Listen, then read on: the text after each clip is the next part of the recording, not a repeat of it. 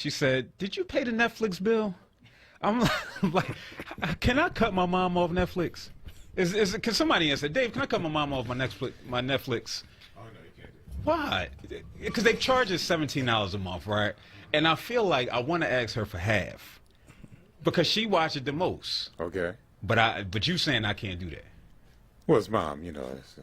But that, I think that Or maybe you can. that giving life thing is kind of, you know, it's overrated. I think it's Oh overrated. my goodness. All right, yeah. Let me stop while I'm ahead. So again, this is another special hour. This is another special hour because we have another author in the building. So the reason why I say this is special because honestly, I think me and his brother had like 1.5 conversations. Right. we've had 1.5 conversations, and the one was first, kudos to you and the book. Now, we follow each other on social media, and I think it was like, yo, kudos to what you're doing and writing the book. It's inspiring me. And then the next one was, yo, I want you to come on this show because I don't know how many people listening, but I believe in what it is that you do. I believe in, again, the mission, the purpose is something positive. So any way I can be of assistance, I'm going to do it. Because so often with black men in particular, it's hard for us to really show love to one another, right? Or that's how it's been portrayed. Right.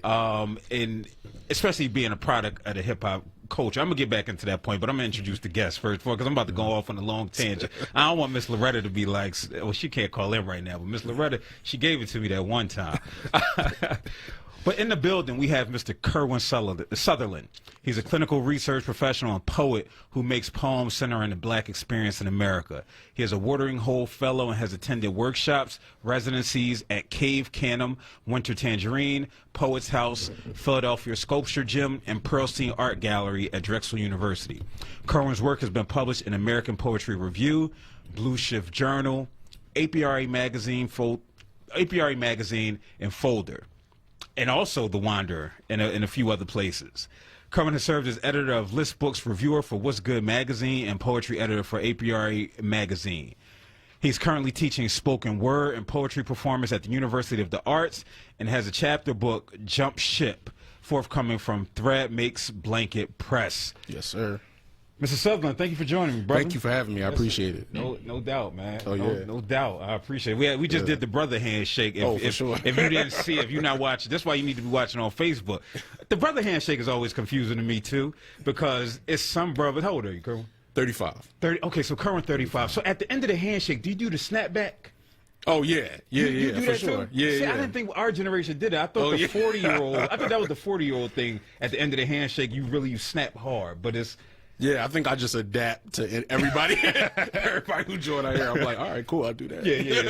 So you chameleon with it. Okay, yeah. You gotta adapt to all circumstances. Absolutely. So as I was saying, especially for us brothers, it's important that we lift each other up.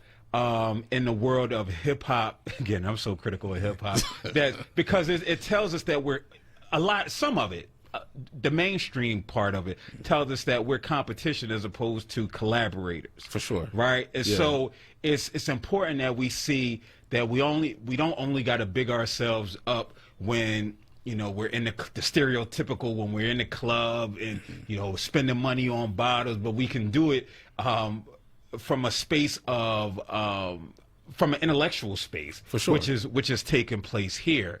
So I want to get right into it, and I asked our last guest Sarah about it. So I just read your bio, okay? Right, and what's interesting with bios, it's just like that's the fancy smashy stuff, right? Yeah, it's just like one thing after the other. Yeah, yeah. So when I ask you, who was Kirwyn? Yeah, who is Kirwyn? I say first and foremost, I go straight to family. Like, I'm somebody who's deeply committed to my family, like, and they take up most of my time. Like my sister, my dad, my aunts, my cousins, like I'm just deeply committed to family and also poetry community. Okay. Like, even more so than just like, open mics and slams, but actually what's going on in poets' lives, how can I contribute to community? So I think first and foremost, I'm like, I consider myself a giver and a giving person. Sometimes too much, and I have to scale it back. But that's what I would say. Okay. Yeah. Okay. So family. So family is a big deal for you. Absolutely. So you're not an only child. Nah. Right. Okay. Yeah. Okay. I have a sister, and I actually have a brother in St. Vincent. My dad's from St. Vincent and the Grenadines. He's from the Caribbean. Oh, okay. So I have a brother that lives in the Caribbean. Okay. Yeah. Cool. Do you have contact with him? Somewhat, not as much, not as much as I would want to, but somewhat. Yeah. So, and so again, these are interviews. Like, even though I don't know him, I feel like it's just, again, it's a conversation. And let me know if I'm going too far. Right? Oh no, you because cause, again, I think it's critical. Like, we can easily say, "Yo, go buy jump ship." Right. We can go buy that.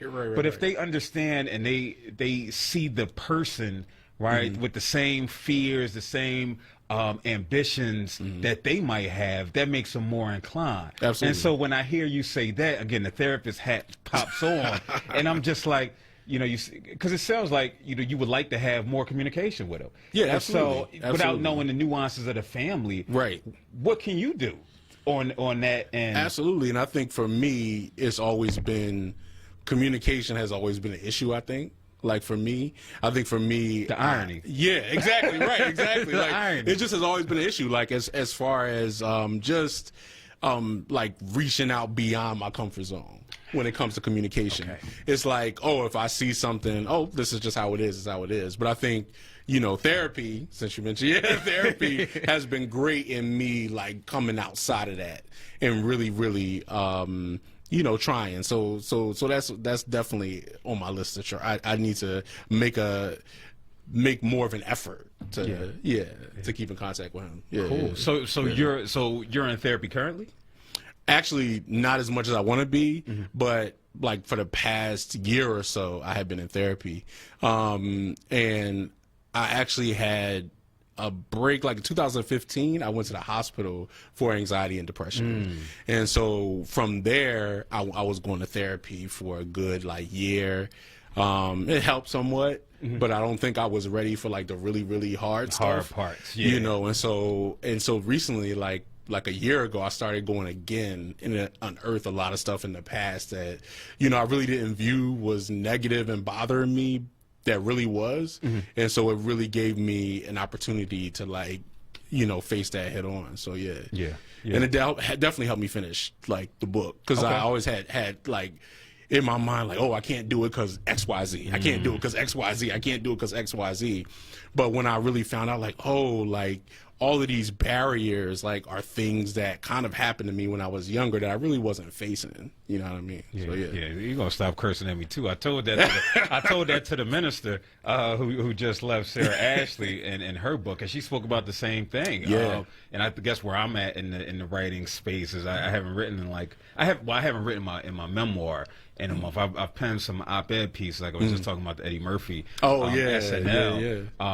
But again, it's like that. It's a fear, yes, right, and it's a fear, a very real fear, right, that we see, because again, I always say the 36-year-old Phil could sit down and write that book, right? But where I'm at now is I'm talking about having gotten kicked out of Bloomsburg, experienced systemic racism, and now here I am back, and I'm writing from this space of a 19-year-old who had to do some 48 hours in jail and pay a fine because of racism, and so those feelings come up, right? And so I'm sure when you're writing, we definitely gonna get into the book, but it just brought that very real to me. But it lets me know, and that's why I'm glad you're here and she was here, because that very real fear that I'm not alone in these thoughts when we're talking about being creative in the arts or what have you. Absolutely. So I know you said like the communication wasn't like, I guess the verbal communication wasn't a big piece for you. So how important was the writing aspect? Did it supplement for the verbal aspect of communication? Yeah, absolutely. I think like writing letters, like, was my therapist, write a letter. You know what I mean? That's what we do. So I'm like, all right, cool. Let me write a letter. So I think writing those letters, like, In some cases, it led me to like actually have conversations with people. In other cases, it just led me to get all the feelings out that I had. And in those ways, it was like, oh, like I really was feeling this about this specific person, like that I was actually having a cordial relationship with, but I really didn't like them. You know what I mean? Like, so I think like actually like writing those out, like was like, oh man, like this thing that this person did to me, like, you know, I still haven't gotten over it. And like for whatever reason, it's like disallowing like some stuff to happen in my life. So it was the writing part. It really helps me like be able to pinpoint what the issue is. Okay. And then I can go back and apply whatever it is I found out after I'm writing. Yeah. So when did you pick up a pen? I mean, outside of the traditional, I'm in school, right. I gotta read and write just to get a grade. Did you discover I'll say this, when did you discover writing that you enjoyed it, and when did you discover poetry? Like, I saw Def Poetry Jam on HBO. So I saw Black Ice, Amiri Baraka, all those folks. Classics. And so I saw that, and at the same time, like kind of similar to you, like I went to Clarion University in like Western PA. Yeah. So like I was supposed to go there. Oh, you were supposed to Clarion? Okay, I chose Bloomsburg. Yeah. It like the first few days, like I was like walking down the street, and like somebody yelled "nigger" out the car. So that's the welcome to Trump land. Exactly. They did the same thing that first week of Bloomsburg, 2001. So those two events really like pushed me to write, because I had no other choice, because the other situation was like me exploding on people 24/7, you know what I mean? So I decided to like actually have that writing as an outlet. So it was purely like an outlet for everything that I was experiencing and feeling, like being in Western PA, like not really going home a lot because it's kind of so far away, not having a car, all that stuff, and really feeling trapped there. Like, and it was really like, of course I knew about racism in textbooks and stuff, but it was like really my first time like being like, oh, this is this is what you're talking about. Exactly. You know what I mean? So it was so those two of like watching Def Poetry Jam and having that real experience like led to the writing. No, that's very real. The fact that you said that, I forget what chapter that is in the book that I'm writing, but I say the same thing. Like, I've been stopped by the police at times, for matching the description. Like, unfortunately, we just internalize that as being the 12 doing what 12 do. Exactly. Right. But when we get to these spaces that's supposed to be enrichment spaces, highly academic places, and you get out in town and you see a for me it saw a Confederate flag for the first time. It's like, you know what, that flag ain't word. Okay, all right, and then being called a name and then having to maneuver, right? You really. And even in Philly, yes, you go to certain neighborhoods, go to Chestnut Hill, even though it's a little liberal. Yeah. We used to be you have to being walked around stores. But, absolutely. But being in a climate of a community that's first not feeling your presence because you're a college student. Right. And then they not feeling your presence because their own ignorance. Yep. And so that's a different type of pressure that's on us. So did you feel that pressure? Yeah, absolutely. Like every day, like outside and inside the classroom. Because inside the classroom, it's like, they're more trained, so they like do slick stuff, the where like if you say something, then you look crazy. You know what I mean? So it was like, it felt like from both sides, I was really getting a lot of pressure. And like at home, it's just like, oh, you need to like, get your straight A's, do whatever you do to finish the degree. And like up here, it's like, I was like one of the only people in the department that I was like one of the only black people in my department. So it was difficult to try to like maneuver that whole situation with both the faculty and the student body, like just, microaggressions all day. You know what I mean? So it was difficult. But I think, I don't know, I feel like, it made me make a decision to like really say, I'm not really taking it. So I actually like left school for a minute to like volunteer. Like I volunteer at state representative's office. I did a bunch of stuff in the community before I actually went back, and I was much better equipped to handle it. Yeah. You know, but it forced me to like really like, you know, I think but like that was like my manhood training to like really become a man and say, all right, like, you know, I'm gonna do what I want at this point. You know what I mean? I'm not feeling this right now, so I'm gonna stop. You know what I mean? And yeah. So you went back to Clarion? Yeah, I went back to Clarion. Okay. Yeah, I went back to Clarion. So what and department were finished you in? I know you said a molecular biology. Like that was my degree. And so yeah, so I was like the only black person.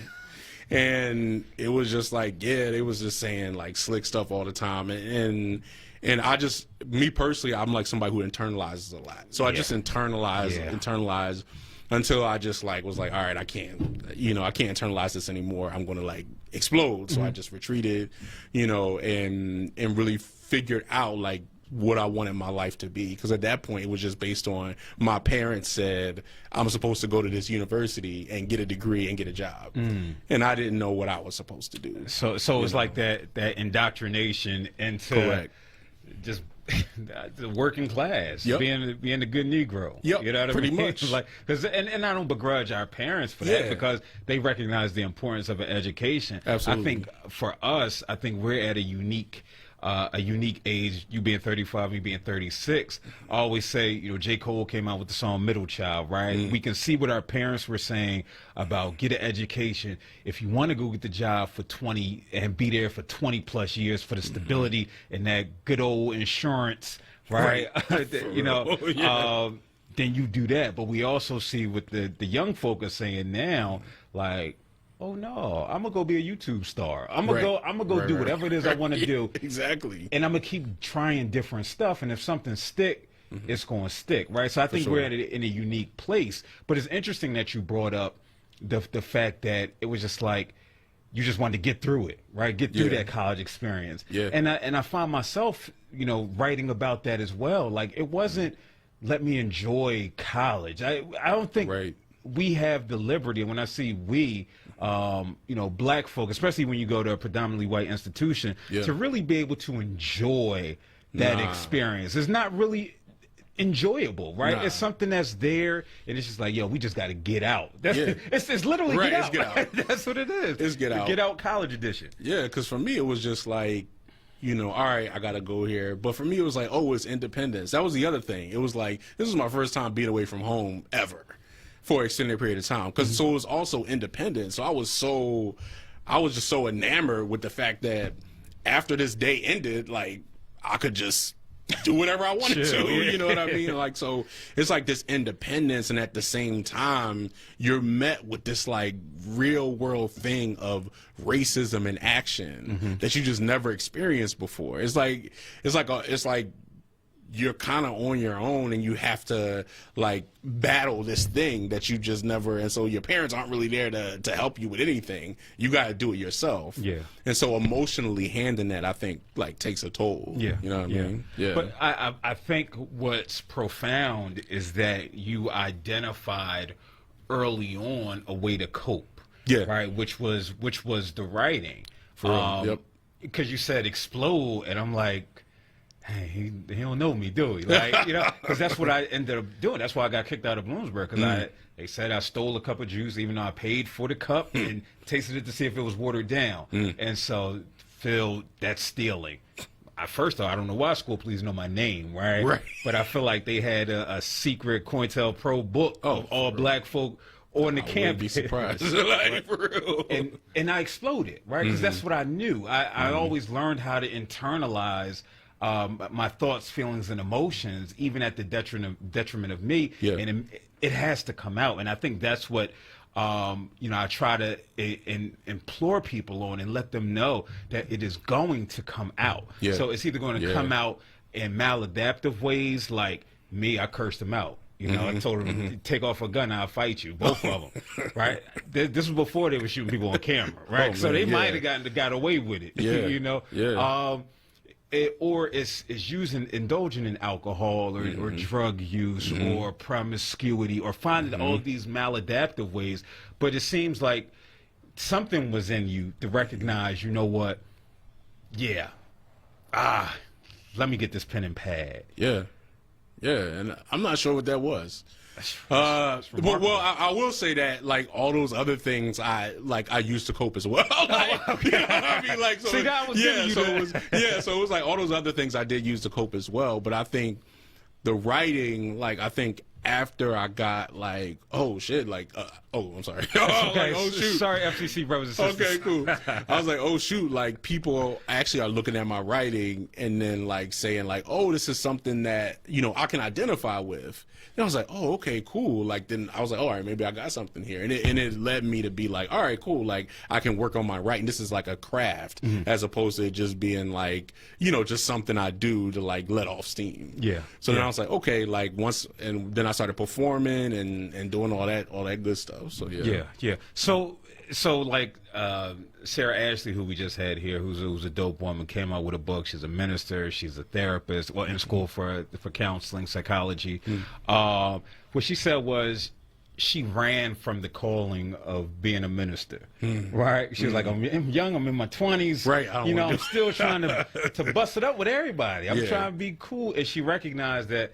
Yeah, I wish she was still listening, because then I would have hit her with the scripture, come from amongst them, be ye separate. You know what I mean? And so with you, did you ever run from your calling of being a writer or just writing in general? Yeah, What did I that think look so. like? Yeah, it was like my parents telling me there's no money in writing. Like, you know what I mean? Like, yo, there's no money in writing. Like, and so I think for a while it was like, I can't write and also have this job that I'm working. Like I was like, oh, like I don't think I can do both. So let me just focus on this job where I can see where there's a direct path where I work and I see a paycheck every 2 weeks, like where I can actually see it. The writing is like, you know, you'll get a feature here and there, $50, $100, but you don't actually see the path. So it's more difficult if you feel faced with that dichotomy. Yeah. And I think for a while there, I was just like, all right, well, I gotta work. Like I was working like 10, like 12 hours a day to try to like get promoted as fast as possible. I was like, you know, getting up at like 5 a.m., like going to work at 7 a.m., leaving at 9 p.m., doing it again. Like I was like really, really buying in, like, yo, I'm gonna, you know. And so I think, you know, after that like ran out, after I couldn't do that anymore, I essentially got burnt out. I was like, you know, and I quit my job. And after that, I was like, yo, I have to write. Okay. Like, you know what I mean? Hold that thought. We're going to go to break. That is Mr. Kirwyn Sutherland, author of Jump Ship. Mr. Kirwyn Sutherland. I finally got it right. It's like a tongue twister. Author, best-selling, I'm going to claim it, best-selling author. Yes, there we go. of the book Jump Ship. Now, when we left off, you were talking about you had just quit your job because you were experiencing burnout and you started writing more. Yeah. So can you delve a little bit more into that and just let me know, let us know what you were experiencing at that time, if you can remember like those exact emotions. Yeah, I think at the time I was working from home, so you know I had really no outlet for work. I was just like working from home like all day, every day, and like the job was so busy, I felt like I couldn't do anything, and so like the anxiety and depression that was there ratcheted up. So I had a lot of anxiety, I had a lot of depression, and yeah, I just was like, I quit my job because I felt like, you know, like suicidal thoughts, like all of these things I was having like while working. And so I had to quit my job, I felt like, to remain sane. And so after that, you know, it just took a while for me to like just rest. I actually went back to my parents' house for a minute and just rested. And then after that, you know, it was just like the writing just started to come. Yeah. Like I just wrote every day. I wrote a lot of poems. I tried to perform everywhere I could. And it was like really cathartic actually getting out there and just writing. Now I wasn't making any money at the time, but I felt like, you know, I felt a lot better. Yeah, you felt alive, probably. Yeah, and I felt alive, and I was also in therapy. So it was like really like having that to go, and I felt like safe in therapy, and like having that all the time, and then writing together. I felt a lot better. Yeah. So it was like a treatment plan. Absolutely. Like literally, it's a treatment plan. And that's, you know, when I was doing therapy full time as a child and family therapist, what that would be in the treatment plan. It would be, you would see a therapist once a week. You'll find healthy coping strategies to deal with unwanted thoughts, feelings, and emotions. And so that may be, for example, writing, coloring, painting, just different things. This is all in the treatment plan. So that's how we can tell you what the therapy, right? And even for myself, like, I know how cathartic it is. My therapist, so I have a podcast, You Good Man podcast. It's available on iTunes, Google Play Music, and SoundCloud. Shameless plug. But you know, it's been out for a few years now, and last year I went some months without doing it. Now I've gone some months without doing it this time, but the reasoning was different, right? I'm trying to get in some doctoral programs, you know, trying to get that white level of acceptance. But last year I just stopped doing it, and she was like, "Well, why'd you stop?" I was like, "I don't know." She was like, "I was like, nobody's listening." Right. And granted, you know, I had a couple hundred people listening every week, which again, we take for granted, because I listen to the Joe Budden podcast, and he talking about he's the most listened to podcast out right now at 1 million views a week episode. You know what I mean? And so I'm like, what? And she was like, but you enjoy doing it. Yeah. And it was like, oh wait, I'm allowed to enjoy what it is that I'm doing out here, right? Like, and even me just sitting on the microphone, and that's why, you know, this helped with this transition, just being able to sit on the microphone for 45 minutes to an hour, and that's why live radio is different. But sitting there for an hour, not only doing the prep and pushing myself in that way, but then to sit for an hour and talk, and then, you know, in hindsight, having a couple hundred people per week listen. It's just like they could have been listening to anything else, right? But they choose to listen to me. So clearly I'm adding some value, but I think that goes to the overarching idea of self-esteem and what have you. So when I hear you say that, it resonates. It resonates. What also resonates is the idea of, it's like, yo, I got to quit this job. You know, so many of us, we stay in places where we're unhappy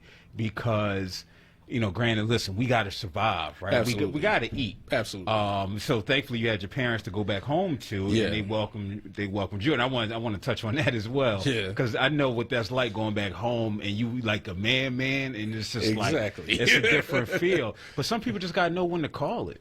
Right? I always say, when I worked at DHS, worked there for 5 years. Shout out to everybody who's still working there. I don't know how y'all do it. Literally, I have no idea how you do it. I was done. And I was just forcing myself on a daily basis to get up. And I had a bad dream one night about a kid. And so I said, no, I can't do this anymore. Right? And I walked in and I resigned. You know what I mean? That's with a mortgage. That's with a car. That's with my daughter was about, she was like 2 or 3 at the time, but I couldn't do it because I saw where it was taking me, right? And I think it says something that you recognize that it was taking you to a place that you were unhealthy, right? And it's so often we put our physical, mental, emotional, and spiritual wellness on the back burner for a job, right? That's going to replace you. If you would have took it down in there in your office, they'd be like, all right, turn in your laptop, Kirwyn. You know what I mean? Sure. Where's his laptop, ma'am? Mrs. Sutherland, where's his laptop? Okay, we'll be there to pick it up and give it to somebody else. So kudos to you for recognizing I appreciate that. Now, about your parents, how was that transition moving back home? It was tough because I have a lot of, like, bad memories about home. Like, I don't have the particular home that I moved back to wasn't with my, like, because my mom died when I was 8 years old. So I had, like, a step parent and my dad. So I actually moved back in with the step parent. And I just have a lot of bad memories about, it was like pretty much just convenient that they had a room available and I just moved back in. But yeah, I don't have a lot of fond memories about the house. So I was happy to have a place to stay, but at the same time it was triggering a lot of things anxiety wise for me, because there was there's definitely emotional, psychological abuse, physical abuse in the house. They would call it child rearing, you know what I mean, but we would call it abuse. Say that, please say that again. They would call it child rearing. We would call it abuse. We would call it abuse. And there's a distinction. I know there's some people who listen in here was just like, nah, they probably did the best that they could, and we can show grace to recognize that the spankings, some call it beatings, some call it whatever, right? The emotional abuse, the psychological abuse, it's just what it is, right? Yeah, but that has consequences. That has effects and impact. No, that doesn't just go away. No, you don't become stronger as a result of it. You just know how. You learn how to. If becoming stronger is you learn how to suppress it and ignore it and potentially take it out on somebody else, then then that's what it was. Absolutely. But we need to kill this notion, and I'm gonna take this because we ain't got no phones right now, so I'm glad. I'm gonna say this right here, right? This whole idea of corporal punishment and spankings is nonsense, right? It's nonsense. For me, when I was spanked. My mom probably listening to it. But baby, I didn't. Yeah, I know you did the best you can, mama. But I wasn't like my brother. I was a little chill. But it's this idea that, again, for me, you ran out of ideas. You ran out of options to reach me. Yep. Right. Yep. And so, for some reason, you think the idea of pain, and again, I'm not well versed in African history because I brought it up before. I don't know if this was an African tradition, right? But I know who did spank and hit when they didn't comply, right? And they didn't look like me. They didn't look like you.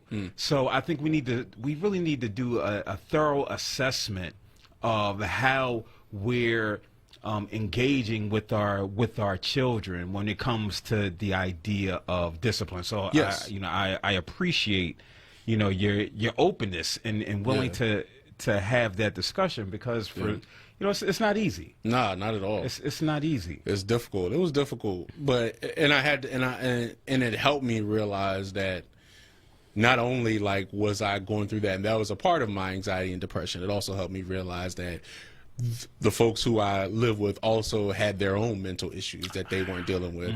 And so they were kind of out of control raising us. Yeah. You know what I mean? And so I understand that now more as an understanding thing, and that helped me heal as well. Yeah. But I think going back there, I only was at home for probably about a month or so. Okay. But it actually just gave me a place to just reset, while I regroup. And then once I was all right, I have an actual plan, then I can go out, try to find an apartment with some stuff I had saved and do that. And so that at least I had a place to stay, because that's a privilege. Not everybody has that, so at least I had a place to go back to. But yeah.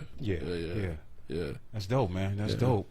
So, transitioning now to the poetry aspect. I know you talked about going on the scene, getting in the poetry scene. Yeah. How was that? Because I don't. So I'll say. So how do I know Kirwyn? Right. I know Kirwyn from Uncle Bobby's. Yep. Literally, the Black Hub. Mark, you owe me some money, man. I know you're not listening, but Mark Lamont Hill, you owe me a couple $, because I keep talking about Uncle Bobby's. But it's like a hub for Black folk. It don't matter, whether if you're in academia, if you're academic, or you're the lay person, or if you're blue collar. Everybody is in there just engaging. Yep. And so that's how I came across you. We ended up following each other on social media. Yeah. But whenever I see Kirwyn come in, he walk in, he's just all right, go sit down. He be in his own world. He said, "What's up?" And he goes sit. So it strikes me as you being an introvert, right? And it's funny with that place, right? Because outside of there, I'm the quietest person in the world, right? But in there, I think it forces you to interact, you know? So me, whenever I come up to you, say something to you, we might rap for a couple seconds. It's never the awkward, or the awkward conversation type. It's just it's like somebody Exactly. You know what I mean? Exactly. And with that, would you classify yourself or categorize yourself as being introverted? Yeah, kinda. Okay. Yeah, like I'm more like if I don't like all the way know somebody, it's difficult for me. Like I'm not good with small talk. Like it's difficult. Small talk is corny. It's corny. It's difficult for me. Like, but if I'm like, it's like more a situation. Like if I'm in a situation where like people are talking, then okay, cool, and we got something to talk about, then I'm cool. But yeah, I'm sort of like if it like I'm going out there and like, you know, just in my corner and doing my thing. And if somebody comes to talk to me, like, I appreciate it. And like Uncle Bobby's for me is just like, because I grew up like 5 minutes from there. Oh, where at? Yeah, I grew up on Knox Street. Okay. Like I grew up on Knox Street, like near like Hansberry and Kaiser, and then like Marion down this way. Oh yeah. All right. So I grew up there, and so Uncle Bobby's for me was like, yo, this is a place where I can go, I can see people that I know, I could, you know, and so just being in that space gives me like what I need, like not living in Germantown right now. Yeah. So yeah. Yeah. But I am a little bit of an introvert. Okay. Yeah. And so with that, you deciding to do open mics, right? So first that decision to say, all right, I'm taking this paper, there's these words on a paper, Right. and they're not just going to be for me, but they're going to be for public consumption. Yeah. And then getting out there and actually doing it. What was that thought process like? Yeah, I can't even remember the first time. And the crazy part is like most of my poems are about race. And the first time I did like a poem, it was at a cafe in Clarion. It was all white people. And I did this poem like that. It pretty much was akin to like some Last Poets of Mary Baraka stuff. So it was like, and so it was like they were just looking at me, and it was kind of like, I don't know if anybody ever saw the Boondocks. There was like a episode called A Garden Party, and no matter what Huey said, it was like pretty much like F Whitey, all this stuff. They just kept on clapping for him, and that's what it felt like. It felt like I could say whatever I wanted to, and they just kept on clapping for me, you know. But that was like the first time like I went up and like did something, and it just felt like I was almost a different person. Like I felt like it was just like, you know, like up on stage, like I could disappear in like my words, and I didn't really feel like, you know, I didn't feel like myself. Now that split will come up again in therapy, but at the time, like I was like, I felt like, wow, up here, like I feel like I have like just autonomy that I felt like I never had before. Yeah. So it not only gave me a place to say my poetry and words, but it just made me feel better in general. Yeah. It made you feel in a way, and I'm putting my therapist in. Let me know if I'm off base or compared to what your therapist said. But it's like you gave yourself permission to be right in that space and to just be the authentic you. Something that it might be difficult for us off the stage, right? Because we don't allow ourselves for various reasons, whether it's systemic, you know, racism, our historical experience that we felt. But when we're on that stage, it's again, it feels like it's a different person, but it's just you without the bull of the rest of the world. Yeah, absolutely. No, absolutely. That's right. You know, and after like me being in therapy, I kind of realized it was like, you know, I think stuff started to happen when my family would come to my events and I would feel like a type of way. And my therapist sort of got me to realize like, oh, like you created like this person on stage and in the poetry community that your family doesn't necessarily see. And so them coming in there like is like kind of like an intrusion because you haven't worked out stuff with them. Like, and so it kind of got me to see like that split like was like necessary for me, but also like I needed to like meld these two people like together to be able to like have like a real holistic relationship with my family. So it was like, but you know, I don't think I would ever had that revelation if I didn't do poetry. You know what I mean? Like, so poetry like sort of helped me like, oh, it's this person on stage that I need to unleash like in real life like that I hadn't yet. So yeah. And what do you think is I mean, granted, you've talked a lot about the things you've experienced, but what is it, if you could succinctly say, what stopped you from that, right? I would probably say just like the communication aspect. Like I just, you know, I just have trouble with like saying like saying the things that I feel like often. Yeah. And that's like and that's something that I was taught, you know what I mean? And so I think for the longest it's like, I want to say a lot of things, but I always like kind of like I have like a mind that just analyzes things 24/7, and so like we might be twins. We might be twins, man. Because I grew up in Brickyard, right? You from Hollow? Shoot, So that Hollow, that area. Oh yeah, like Yeah. So Brickyard. So I think we might be like a kin. We might be cousins because everything you're saying from the onset is exactly how I've been feeling. Yeah. So that voice that you hear on the other side, that is Mr. Kirwyn Sullivan. How can you want to say Sullivan? Kirwyn Sutherland, the author of the book Jump Ship. And what we're going to do is or the YouTube channel.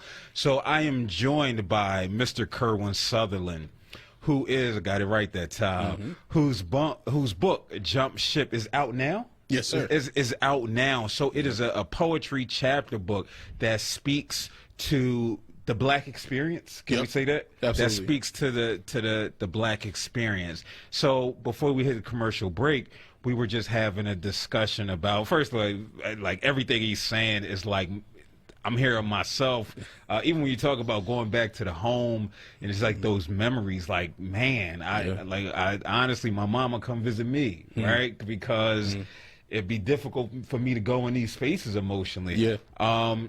The house on Worcester Street in Germantown that I lived at.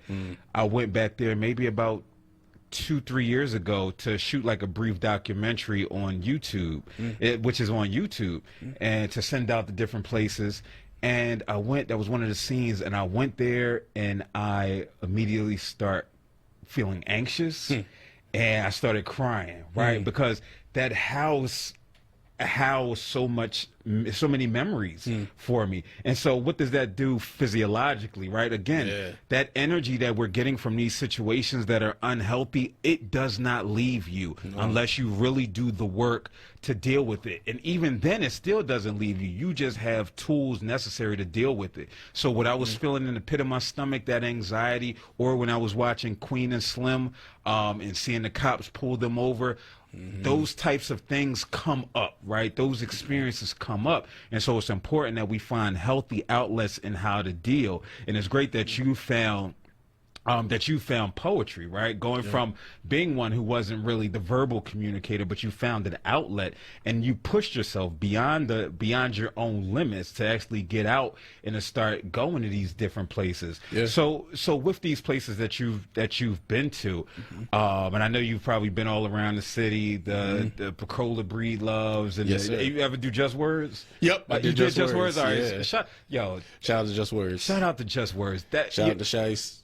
Shout out to E. Shout out to everybody from Just Words. For sure, man. I used to go to see Shice back. Shice used to, what was it, Mama Betty? Miss Betty's son. Yeah. Miss Betty's son. Yeah. Right? And you would go in there, and it was just a vibe, man. It was just the energy of black folk on a Thursday night who just wanted to hear some good open mics, whether it's poetry, whether it's some singing, whether it's some rapping or what have you. Now I drive past there and I see the WG. Oh, yeah. I'm not talking about West German BMW, but I'm talking about West German BMW, and we see that white gentrification that's taking place down there. Like, it's no more. Yep. Right, it's no more. Yep. So and it hurts because you see these memories, and I think that's the aspect of gentrification that doesn't get talked about. Like these memories, like people who ran track for like William Penn High School, and now they ride past it and it's a turf. Right, for Temple. Right. You know, these different, like, hey, I used to live here, but now it's a $3,000 a month a high-rise apartment building with a 10-year tax abatement. Yep. You know, they wasn't trying to get, it's crazy. You know, they had you go without paying your taxes, but for these folks, they do. Yeah. So what's the most memorable for you? As far as growing up, the most memorable as far as places like venue you've been to, like that one spot you was at, like, yo, I brought it. The environment was wild. Like, I would definitely say Just Words was one of them. Another one of them was a joint I did called Coffee After Dark. It was at it was like across the street from where Rose Petals is on Shelton Avenue. Yeah, the little cafe joint. Exactly. Yeah, it was that one. That was the first time I ever performed the poem in Philly. I did it there. Oh, word. Okay. Yeah, and my first feature, everything was there, and yeah, that was the first time, like, you know, because I was in Philly from college for 2 years before I performed anything. And I think it was kind of, for whatever reason, it was weird for me because I had only performed in front of white crowds. And so actually, like, performing in front of black crowds is weird to me now. I was scared, like, for whatever reason. And so, like, I think, like, you know, actually getting up the courage to, like, perform there is a reason why I'm so connected to that space. Yeah. And Darius Lance, who hosted it, like, actually, like, just, like, asked me, hey, you want to feature? And I did, and ever since then, yeah. That's dope, man. Yeah. That's dope. So we're gonna get into the book Jump Ship. Cool. So let us know a little bit about it. What is Jump Ship? What's inspired the name? Just the content that people can expect? Yeah, I think most of the content in here is me really wrestling with race in America in all its forms. A lot of poems about, like, seeing police videos, and a lot of poems about, like, how I, like, relate and cope with seeing, like, these police videos, and how I related and cope with, like, that initial person calling me the N-word back in the day. So it's honestly about, like, you know, getting out of that cycle of me having to, like, prove myself, like, as human. Like, you know, it's just like all of these poems are, like, kind of like me, like, having a conversation with that first happening about, like, proving myself of me being human. And Jump Ship is about getting out of that cycle. It's about really just, like, being, like, just somebody who's, like, celebrating black folk or doing or writing about joy or writing about whatever I want to without having to answer for, like, this dehumanizing event that happened. So I think a lot of it is just me writing out of, like, that space. Yeah. So it's most of the poems in it are about race and how I deal with it. Wow. Yeah. Wow. Yeah. No, that's heavy, man. That's heavy. That's just the idea of, you know, writing, not necessarily being influenced by, I mean, granted, we're all influenced by white supremacy and patriarchy and all the other, you know, aspects, you know, capitalism and what have you. Yeah. But really taking a step back and being able to look at it and look at how it's impacted you. Yep. Right? So it may even be writing against it, but it's not from a place, it's from a pure or authentic space. Yes. If that makes sense, where it's not driving. So it's not driving the book, right? That's not, because I want to lash back out, right? Like one of the issues that I had with the Eddie Murphy and the SNL, I felt like it was just playing into these stereotypes when he had the opportunity to say, nah, this is me, you know, to, you know, Mother Maxine Waters. No, I'm reclaiming my time, right? And that's what this is with this book. It sounds like, you know what? Nah, you done made me experience some ish, but this is me. You know, it didn't break me. Exactly. Right? I had some ups and downs, but this is what I see. Right. It actually helped shape how I view the world. Yep. Right. So in the aspect of our relationships, with not only people that look like us, but people who don't look like us, and just more importantly, the relationship with self. Yes. Is that? Yeah, absolutely. Cool. Yeah, absolutely. So I definitely want to get the people a taste. You know what I mean? For sure. So if you could hit us with something. Sure.